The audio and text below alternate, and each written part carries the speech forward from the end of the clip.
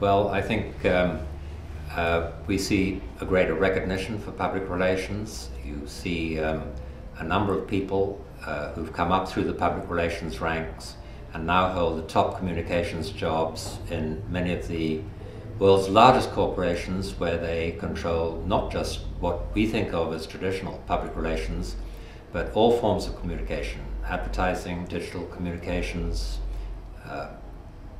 employee engagement, the whole bag of tricks. And that's a new phenomenon and very powerful for anyone thinking about entering public relations today or practicing in the field right now. There are two things to think about here. One is protecting reputation and protecting brands, and the other is promoting them. And on both counts, public relations has really come into its own. When you think about research that's been done by Aon and other corporations, we now know that risk reputation is the biggest nightmare of every CEO around the country. All other risks of fire and the various things we think of normally as being hard risks pale in significance. So they understand that. And who are the people who are able to deal with that? Public relations people.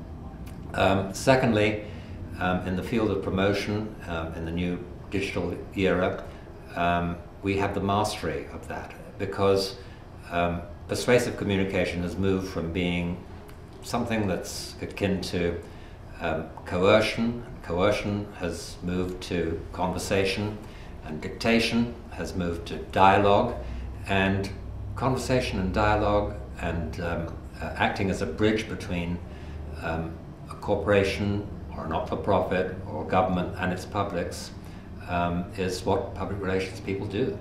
And now they have a better chance of doing it than ever before. I think the only thing holding it back is, dare I say it, public relations people themselves. They really must become more numerate, if I could put it that way, and talk the language of the C-suite.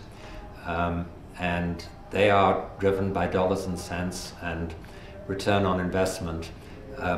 They understand very well the linkage between reputation and a successful organization, commercially, so to speak.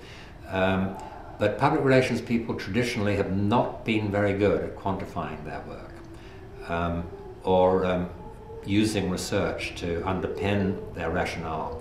And other communicators from the field of advertising, direct marketing, seem to have been cleverer or more adept. We should smarten ourselves up to take our rightful place at the head of the table of communications experts. Not just sit at the table, but be at the head of the table.